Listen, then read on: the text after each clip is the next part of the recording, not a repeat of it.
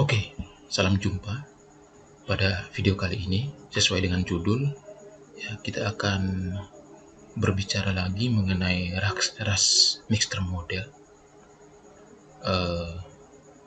Ras mixture model ini adalah salah satu pendekatan di dalam ras untuk menganalisis data, ya, data statistik seperti itu. Nah, saya akan memberikan pendahuluan terlebih dahulu, pendahuluan singkat. Semoga pendahuluan ini bisa dimengerti oleh teman-teman sekalian. Lalu kemudian kita akan melakukan demonstrasi pengujian ras mixture model menggunakan software Jamovi. Nah, software Jamovi ini adalah software yang gratis, ya. Nah, itu jadi teman-teman bisa mendownloadnya di websitenya Jamovi, ya. Oke, nah, ras mixture model itu dikembangkan oleh seorang ahli yang namanya Ross, ya.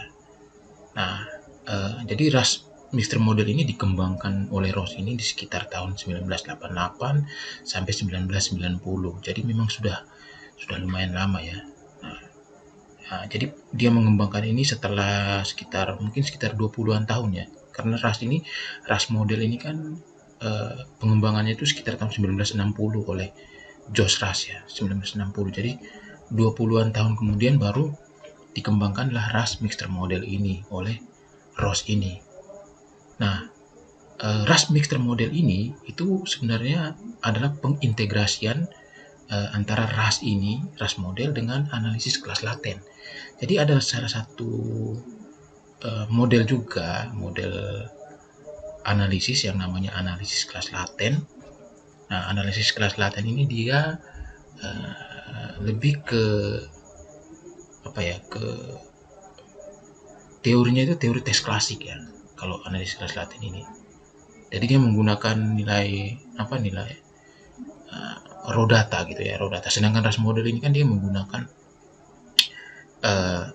nilai yang sudah dikonversi menjadi nilai logit seperti itu kan. Nah, sehingga ras mixture model ini, ya, analisisnya itu yang penggabungan itu analisis kelas laten dan ras model. Sehingga pengelompokan kelas latennya itu menggunakan nilai logit, ya. Jadi bukan menggunakan skor data mentah, tapi sudah skor data mentah yang sudah dikonversi menjadi nilai logit, ya, seperti itu. Kira-kira sederhananya seperti itu. Nah, lalu ras mixture model ini itu dia mengeksplorasi adanya subkelompok yang memiliki pola respon yang berbeda dalam pengukuran ciri kepribadian. Nah, di sini teman-teman bisa lihat saya memberikan warna merah kepada kepada pola respon yang berbeda, ya. Kepada kalimat pola respon yang berbeda. Nah, ini saya memberikan warna hijau di kalimat ini karena ini yang menjadi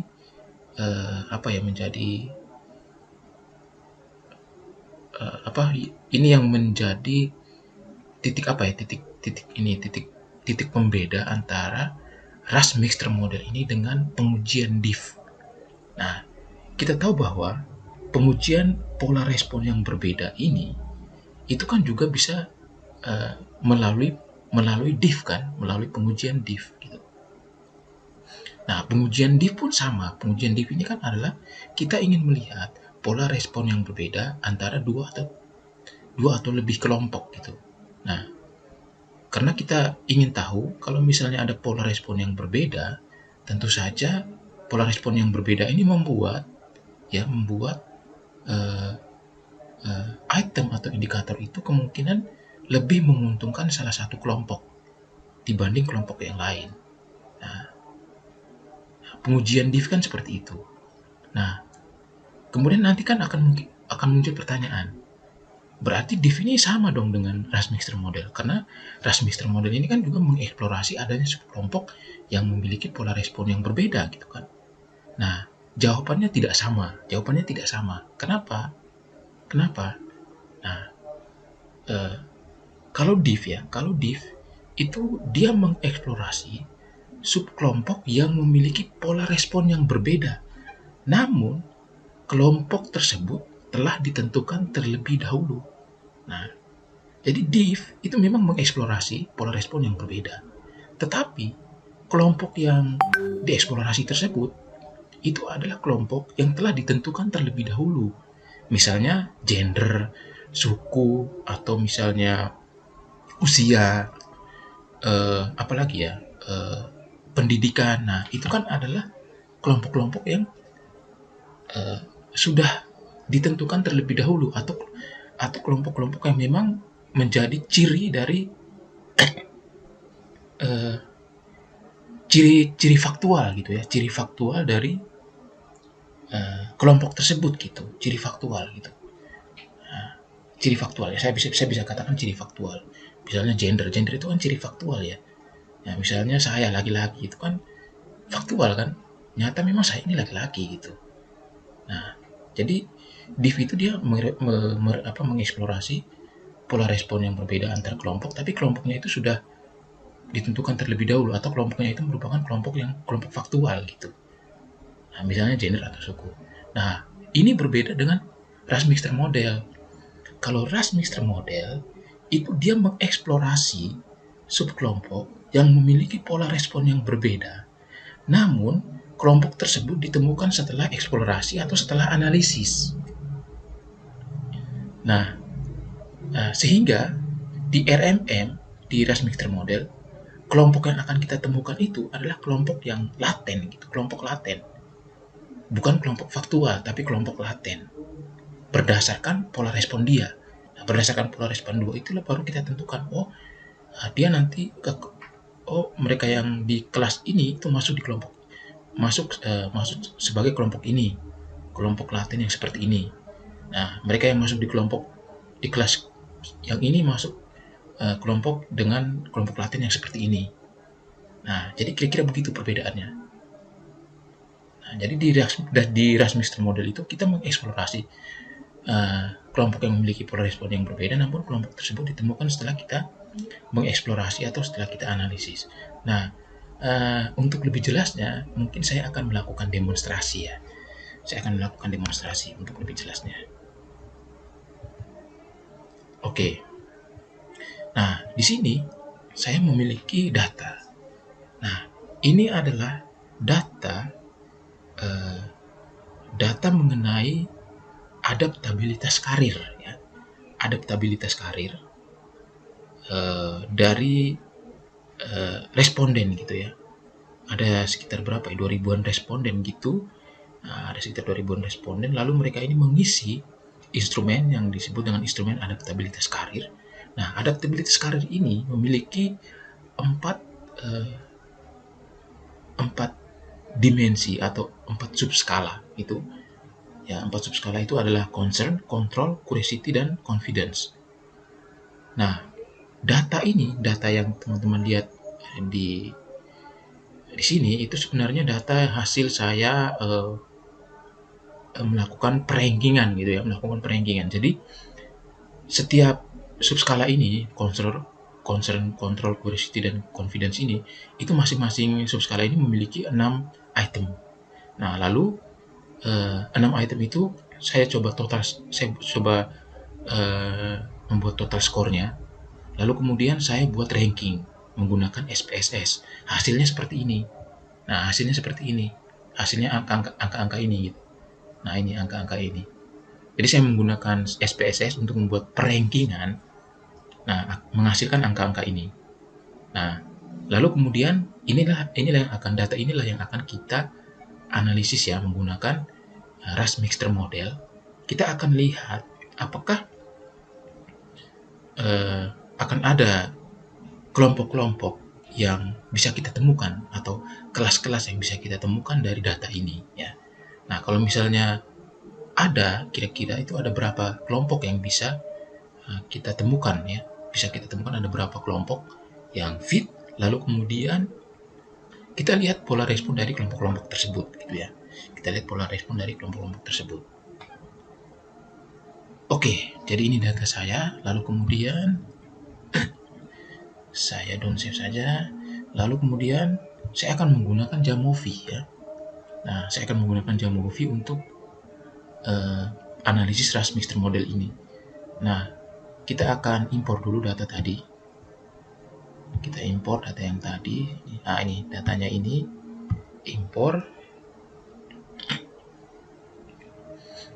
Nah, lalu kemudian untuk menganalisisnya kita bisa melihat ada banyak fitur di sini, fitur analisis statistik. Nah, yang akan kita gunakan itu adalah ini, Snow RMM. Di sini nanti ada RAS mixture model. Nah, ini saya klik, kita lihat ada RAS mixture model ini. Kita klik saja ini. Nah, lalu kemudian kita akan masukkan setiap indikator ini atau subskala ini ke kotak variabel. Kita masukkan, oke. Nah, di sini teman-teman lihat itu ada huruf merah gitu ya, ada peringatan merah gitu, subscript out of bounds. Ini artinya apa? Kita perlu mengubah hal yang ada di sini, di analisis option ini. Nah, yang kita ubah itu adalah step ini. Kalau rating scale memang kita menggunakan rating scale ya. Nah, ini rating scale. Nah, ini karena semua rankingnya itu untuk setiap indikator itu kan sama, 1-4 rankingnya. Sehingga ini masuk ke rating scale. Jadi ini stepnya itu ada 4 karena disesuaikan dengan rankingnya. Itu kan ada rankingnya itu ada 1-4 sehingga stepnya itu ada 4 gitu. Jadi sesuai dengan ranking. Nah, lalu kemudian kita analisis dulu yang 2 kelas gitu ya. Nah, kita analisis dulu yang 2 kelas untuk melihat model fitnya. Nah, untuk melihat model fitnya. Nah, model fitnya ini itu kita lihat dari tiga kriteria, yaitu AIC, BIC sama CAIC ini ya. AIC, BIC sama CAIC. Nah, bagaimana dasar kita memilih apakah itu nanti kelas 2 apa satu kelas aja?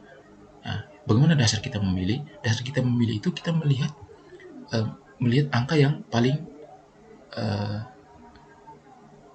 angka yang lebih kecil gitu ya, angka yang lebih kecil dari 3 kriteria ini. Kita lihat misalnya kita coba bandingkan antara kelas 1 dan kelas 2. Kita lihat misalnya di AIC, angka yang lebih kecil itu kan di kelas 2 ya.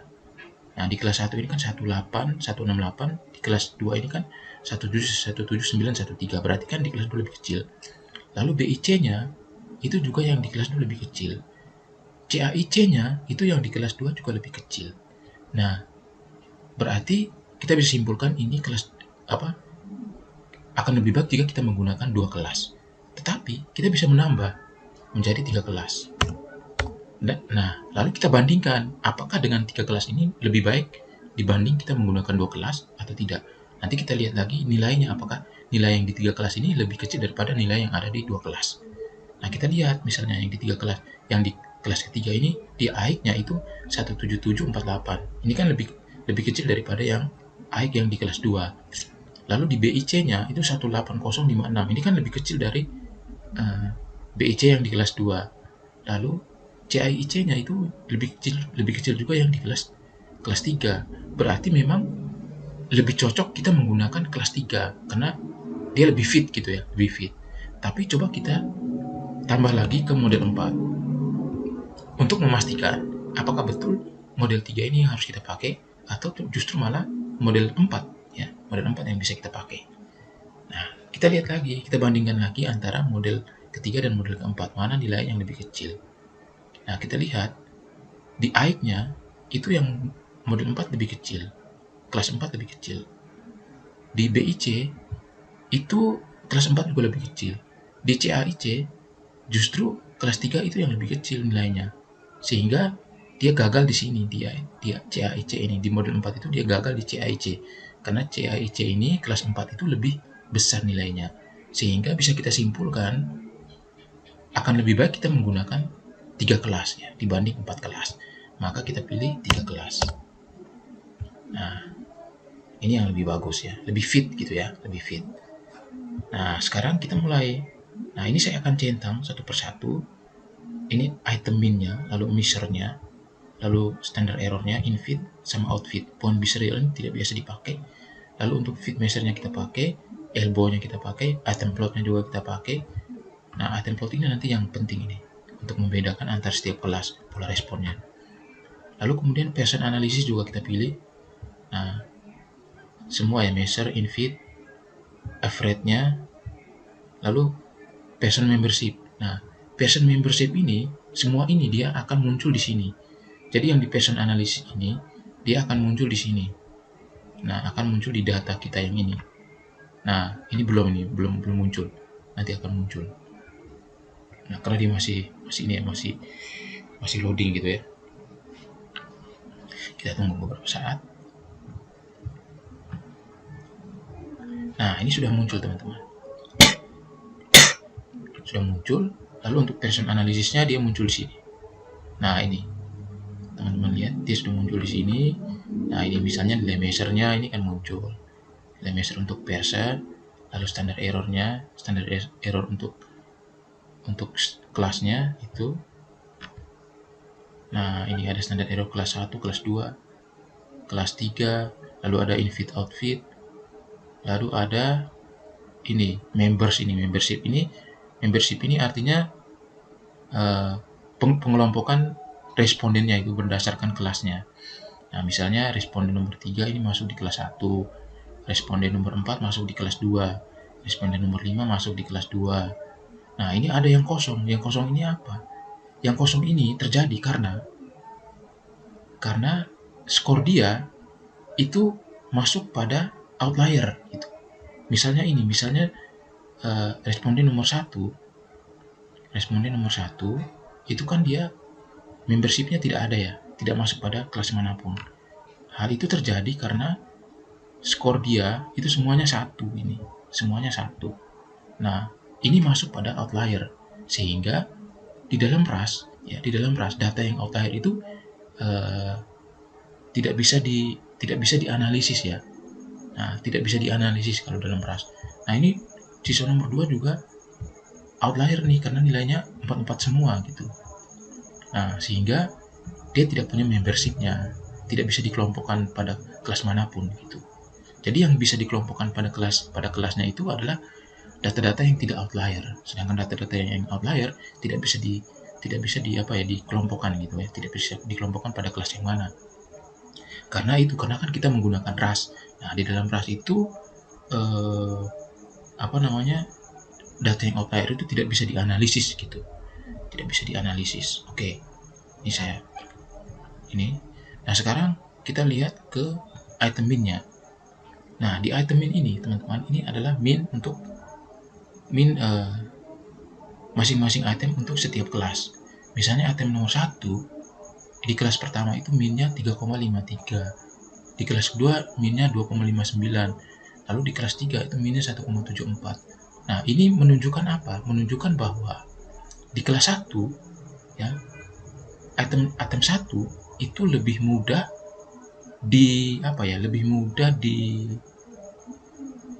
disetujui atau ya lebih mudah disetujui oleh mereka yang di kelas 1 dibanding kelas 2 dan kelas 3. Karena min-nya kan lebih besar. Nah, min-nya lebih besar. Kalau yang item 2 atau indikator kedua yaitu control, kalau item 1 yang concern, berarti mereka yang di kelas 1 itu mereka lebih concern ya. Mereka lebih concern dalam karir dibanding kelas 2 dan kelas 3. Nah, lalu kalau dikontrol itu yang kelas 3. Yang kelas 3 ini mereka lebih punya kontrol dalam karir dibanding kelas 1 dan kelas 2 karena nilai min-nya lebih besar. Kalau di kelas 3 sama itu mereka yang di kelas ketiga itu mereka lebih mampu untuk curiosity ya. Lebih mampu untuk curiosity terhadap karirnya dibanding kelas 1 dan kelas 2. Nah, yang item 4 itu pun sama di kelas 3 ini ya. item 4 ini adalah indikator 4 ini adalah confidence. Berarti mereka yang di kelas 3 ini mereka lebih mampu untuk confidence dalam karir dibanding yang kelas 1 dan kelas 2. Nah, kira-kira membacanya begitu ya. Nah, kalau measure ini adalah nilai logit. Nah, dia itu selalu punya korelasi dengan mean ini. Nah, misalnya di di indikator 1 concern ini itu kan di kelas 1 itu kan lebih besar ya mean-nya. Artinya measure-nya pasti dia akan lebih kecil measure-nya. Dan itu artinya apa? Artinya indikator 1 atau item 1 ini mereka yang di kelas 1 ya, yang min 1,167 ini berarti mereka ini lebih mudah untuk concern gitu ya. Lebih mudah untuk concern dalam hal karir dibanding mereka yang di kelas 2 dan kelas 3. Nah, berbeda dengan yang di kelas di indikator 2, 3 dan 4. Di indikator 2, 3 dan 4 justru di kelas 3. Mereka yang di kelas 3 ini itu lebih mudah untuk mengontrol karir, lebih mudah untuk untuk curiosity di dalam karir, dan lebih mudah untuk confidence di dalam karir dibanding mereka yang di kelas 1 dan kelas 2. Nah, ini nanti kita bisa lihat di dalam plotnya nanti ya. Lalu ini standar error ya, standar error. Standar error ini kan sebenarnya untuk melihat seberapa presisi data yang kita miliki, seberapa presisi, seberapa tepat ya, seberapa tepat data kita itu. Nah, kalau kita lihat di sini, kalau standar error itu semakin kecil, maka itu semakin tepat ya, semakin presisi datanya. Nah, kalau kita lihat itu di kelas 2 ini mereka di setiap indikator itu standar errornya kecil ya, lebih kecil daripada kelas 1 dan kelas 2. Sehingga bisa kita katakan yang di kelas 3 ini datanya lebih presisi gitu, lebih presisi. Lalu ada in-fit out-fit. Nah, in-fit out-fit ini untuk melihat fit atau tidaknya ya data itu ya. Nah, kalau kita lihat, kalau kita menggunakan data di outfit, itu semua data ini sebenarnya fit ya. Karena di antara 0,5 sampai 1,5. Kalau kita lihat ini kan, semua nilainya ini kan di antara 0,5 sampai 1,5. Sehingga bisa kita katakan semua data ini fit. Lalu ini Pearson analisisnya, mean ability-nya. Mean ability-nya. Kalau kita lihat di sini, di mean ability ini, kalau kita lihat, itu min 1, min 6, min 162. Nah, ini kalau kita lihat, sepertinya mereka di kelas 1 ya. Itu yang kemampuan abilitasnya ya, kemampuannya lebih tinggi ya mungkin ya. Tapi ini tidak kita lihat. Oke. Nah, ini ya, item plot ini yang penting teman-teman. Item plot ini sangat berguna untuk kita membedakan setiap kelas ini berdasarkan pola responnya. Penting sekali ini. Nah, ini kita lihat, ini kan ada garis-garis ya, ada garis. Ini apa, hijau apa biru, hijau, kuning ya, kuning apa oranye, lalu biru dan sama abu-abu. Nah, ini mewakili kelas ini ya, 3 kelas kan. Nah, kalau yang biru ini berarti kelas 1. Kalau yang oranye ini kelas 3, abu-abu ini kelas 2. Sekarang kita lihat pola respon mereka ya untuk setiap indikator ini. Kita lihat misalnya di indikator pertama. Kita lihat di indikator pertama itu kelas 1 itu pola respon mereka ada di bawah. Kelas 3 ada di atas nih. Kelas 2 ini titiknya ada di tengah ini. Nah, kalau titiknya ada di bawah itu berarti lebih mudah untuk mampu atau lebih mampu dalam indikator itu gitu ya. Kalau misalnya titiknya di atas berarti lebih sulit untuk memampukan diri dalam indikator itu. Nah, kalau kita lihat di sini, ini kan kelas 1 itu titiknya ada di bawah di indikator 1 atau indikator concern ini. Artinya apa? Artinya mereka yang di kelas 1 ini, mereka itu sangat concern ya dalam karirnya.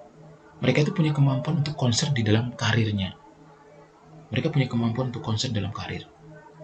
Nah, sebaliknya, yang nomor 3, itu yang paling sulit untuk concern di dalam karir. Nah, mereka yang di kelas 3 ini yang paling sulit untuk concern di dalam karir. atau untuk memikirkan karirnya, ya, dibanding yang kelas 1. Nah, kalau yang kelas 2 ini ada di tengah-tengah ya. Jadi dia itu main aman gitu ya. Main aman gitu. Nah, yang paling menonjol itu yang kelas 1 dan kelas 3 ini kalau di concern ini. Nah, yang menarik teman-teman, kalau kita lihat pola respon yang kelas 3 itu dia sulit dalam hal memikirkan karir, tetapi dia lebih mampu, ya, lebih mudah untuk lebih mudah untuk lebih mudah untuk mengontrol karir, lalu lebih mampu untuk curiosity dalam karir, dan lebih mampu untuk confidence, ya. Walaupun mungkin dia tidak concern di dalam karirnya, dia tidak terlalu memikirkan karirnya, ya, tidak terlalu concern di dalam karirnya, sulit untuk memikirkan karirnya, sulit untuk concern di dalam karirnya, tetapi dia memiliki ini, dia lebih punya kemampuan untuk mengontrol karir, lalu kemudian curiosity atau punya keingintahuan di dalam karirnya, lalu kemudian berconfidence atau memiliki kepercayaan diri di dalam karirnya dibanding mereka-mereka yang di kelas 1 dan 2. Nah, itu kalau kita mau menafsirkan seperti itu. Nah, ini berbeda dengan yang kelas 1. Yang kelas 1 ini dia cenderung untuk lebih mudah, lebih punya kemampuan untuk concern di dalam karirnya. Tetapi dia lebih sulit, ya. Dia kelihatan itu lebih sulit untuk untuk mengontrol karirnya, lalu kemudian untuk confidence, ya, untuk memiliki kepercayaan diri dalam karirnya. Itu dia lebih sulit. Jadi dia itu lebih mudah untuk lebih mudah untuk concern di dalam karir, tetapi dia sulit untuk mengontrol karir, lalu kemudian percaya diri di dalam karirnya. Nah, itu. Bahkan dengan curiosity pun itu dia keingintahuan dalam karir pun dia tidak terlalu mampu untuk memiliki curiosity di dalam karirnya. Kira-kira seperti itu. Nah, sedangkan yang dua ini, kelas 2 ini dia main aman ini. Dia stabil. Untuk setiap indikator itu dia stabil. Kita lihat itu kan dia di sekitar tengah ini kan. Nah, jadi ini orang-orang yang mungkin kehidupan karirnya lebih stabil, ya. Adaptabilitas karirnya itu mungkin lebih stabil, ya. Nah, ini di kelas 2 ini. Sedangkan yang kelas 1 dan kelas 3 itu cenderung mereka cenderung lebih kuat dalam satu hal, tapi lemah di dalam hal yang lain. Kira-kira begitu. Misalnya yang kelas 1 ini dia kuat di dalam concern dalam karir, tetapi dia lemah di dalam mengontrol diri dalam karir, kemudian curiosity dengan karirnya, dan kemudian confidence atau membangun kepercayaan diri dalam karirnya. Dia lemah di situ, tetapi dia kuat di dalam concern karirnya. Berbeda dengan yang kelas 3. Yang kelas 3 ini dia itu kuat di dalam mengontrol karir, kuat di dalam keingintahuan untuk karirnya, dan kuat juga di dalam kepercayaan dirinya dalam karir, tetapi dia lemah pada concern dalam karirnya. Itu dia lemah. Nah, jadi kira-kira seperti itu teman-teman cara kita membacanya. Nah, ini soal elbow ini hanya soal fitnya. Nah, jadi kira-kira seperti itu cara membacanya. Membaca analisis Rush Mixter Model ini tidak susah-susah amat, ya, mudah. Dan Rush Mixter Model ini sebenarnya masih merupakan satu model analisis yang masih belum banyak diketahui orang, sehingga kalau misalnya ini kita jadikan novelty kebaruan dalam penelitian kita, itu sangat dimungkinkan sekali. Oke, saya kira demikian saja video saya kali ini tentang Rush Mixter Model. Semoga video ini bermanfaat. Terima kasih sudah menyaksikan video ini.